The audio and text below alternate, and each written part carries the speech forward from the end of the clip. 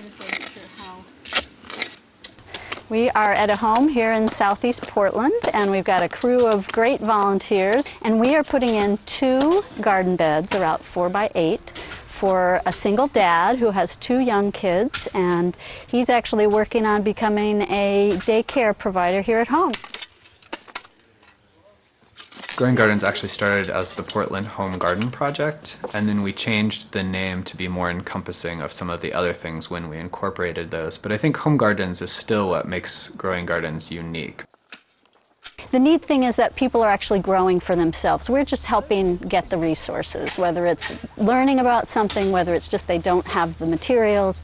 Growing Gardens is all about making sure that people have access to good, fresh food, healthy fruits and vegetables.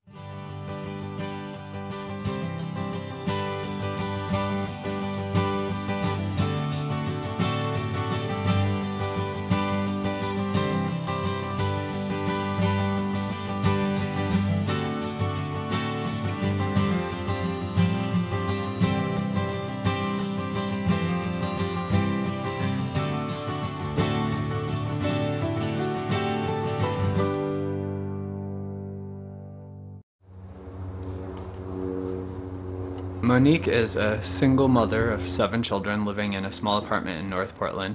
When she started the program, she said that she really had no garden experience whatsoever and that she was probably going to need a lot of help and definitely wanted a mentor. And the only request that she had was that she grow lemon cucumbers. That's really the only thing she wanted in her garden. Now she's growing so much more food than just her lemon cucumbers, and I think she's discovering that she actually has a green thumb and is very capable. I was really revved up about getting gardening going on in here, and I wasn't sure how it would work.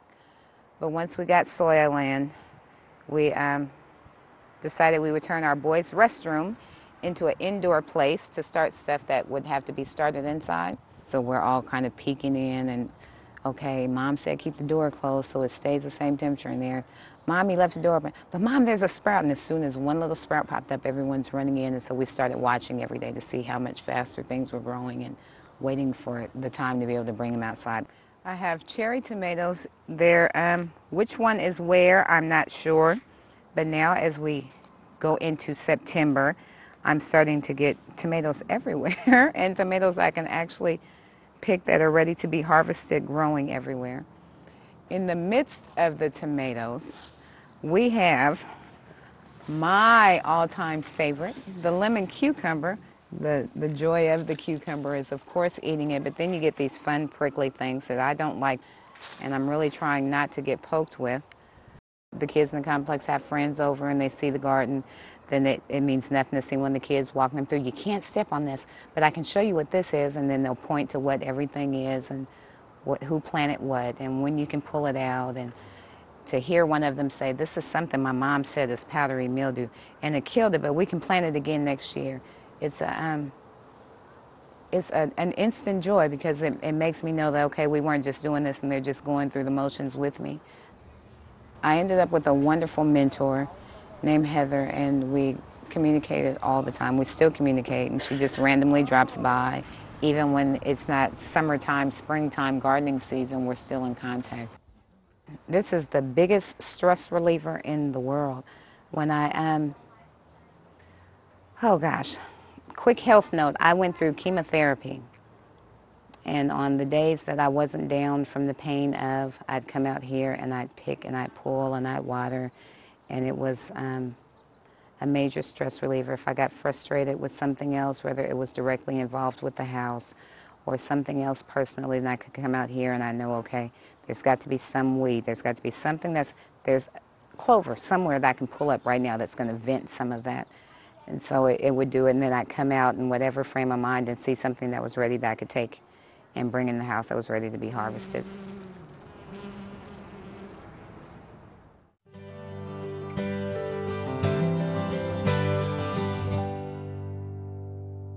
Isabel called us up one day and said she heard about the program, but she wasn't really sure what we offered. And she said she lived in an apartment, and I recommended that maybe she enroll in our container garden program. So we went out and did an orientation for her and some of her neighbors and gave them all containers and plants and seeds. It really inspired her to fill in the area all around her apartment. I love the plants, and this is a housing apartment. I asked my manager if I can plant around the apartment. She loves the plants too, and her answer was yes, you can do that. In Mexico City, we use a lot the tomatillos. I am sure the tomatillos what we buy at the store, they have chemics, they have fertilizer, and no my tomatillos, no my tomatoes, they are organics. To see my garden is like my kids.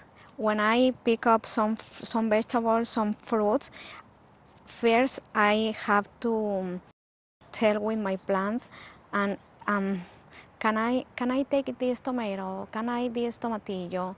Always, always, because I know they are life. When you talk with your plants, they can feel.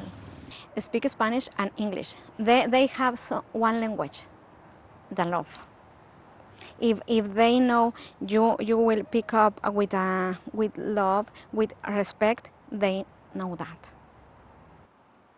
When I am too tired, when I am maybe sad, only I have to see my plants, my garden.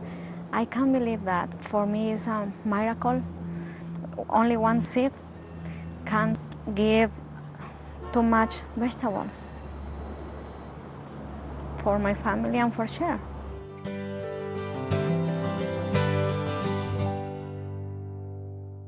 Robert and Violet received their garden around 4 years ago.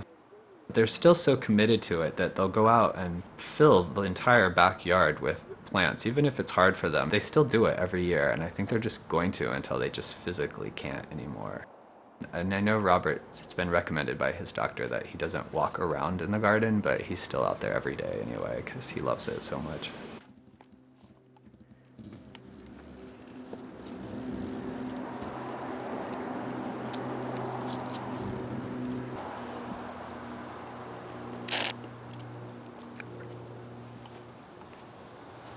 Real good.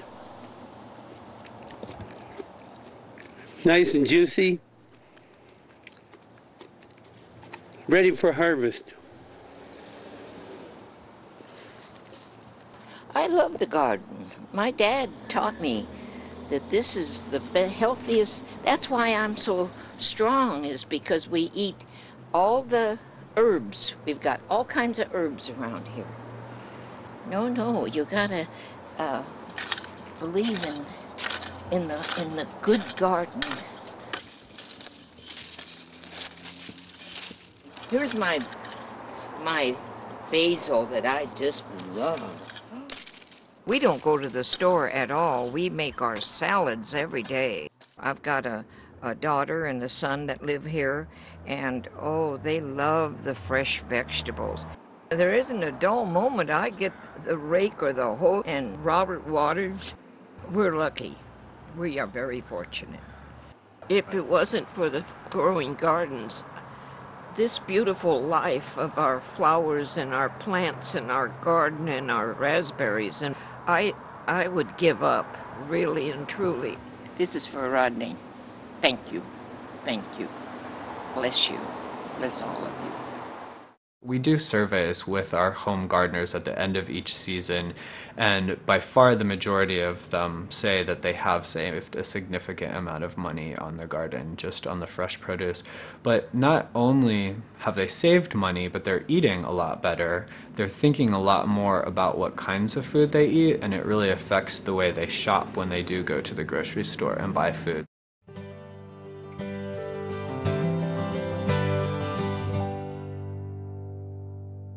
Squash. This is Garden Club at Alder Elementary School.